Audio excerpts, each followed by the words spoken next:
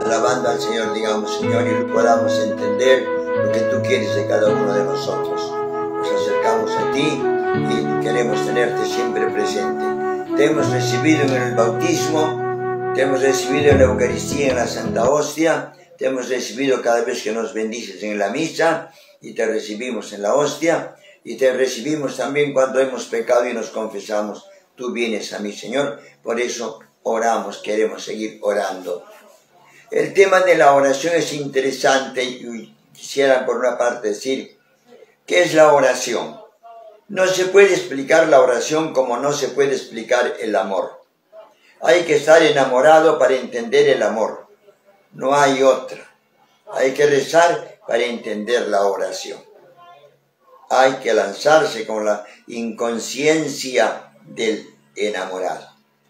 Orar. Por eso se aconseja siempre orar, ir al templo, arrodillarse, cualquier forma. Recuerden aquella anécdota muy interesante, aquel baturro en español que dice, un paisano, digo, un campesino, dice y canta, no es una jota: un día que fui a la iglesia y no sabía rezar, canté una jota despacio y vi a la Virgen llorar. Un día que fui a la iglesia y no sabía rezar, no sabía qué hacer, canté una jota despacio nomás, no tan movida, no, una marinera por decir, no, despacio, y lo hice con tal fervor que la Virgen se puso a llorar por mirarme como lloraba, o sea, de alegría en todo caso, no de... Hay tantas maneras de orar como hay tantas facetas del amor. Hay quien reza para interceder por los demás, como Abraham intercede por los demás. Hay quien reza para obtener justicia, como la viuda del Evangelio. En el Evangelio dice, Señor juez, hágame justicia. Insiste la viuda pidiendo justicia. No le hace caso, pero después el juez ya por tanta insistencia le hace justicia. Y así también hay que insistir muchas veces.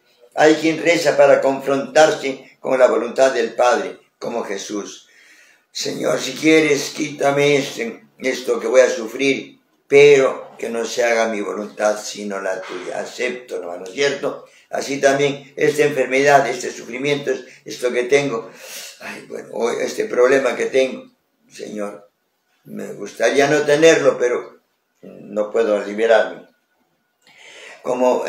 También hay quien acoge en su silencio el silencio amoroso de Dios, como Elías. Elías está en el cerro, en el monte Oreb, en el monte Sinaí, y dice, va a pasar Dios.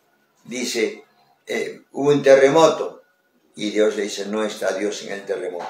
Pasó un temblor, hubo un movimiento, una tempestad, rayos, truenos, relámpagos, y entonces dice, Dios no está en el trueno, los relámpagos.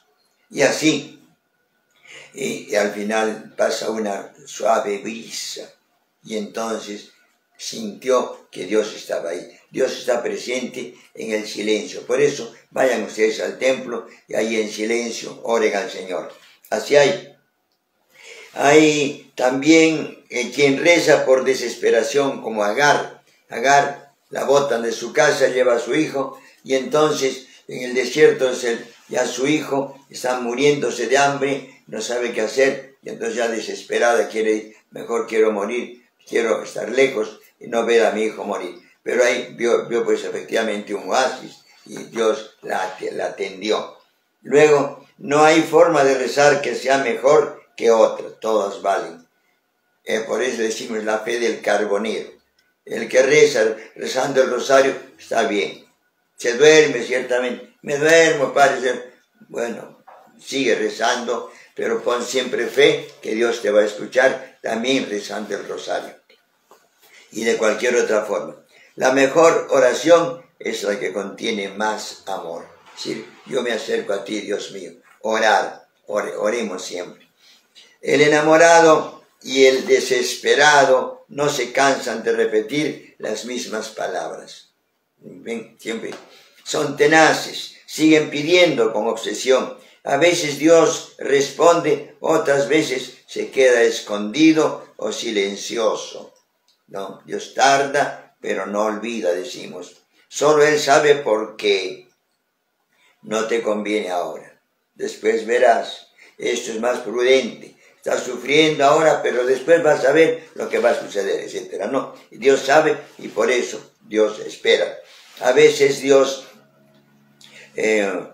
responde, otras veces se queda y solo Él sabe por qué. Lo más importante es que nosotros nos dejemos transformar por la oración. Oremos siempre una y otra vez.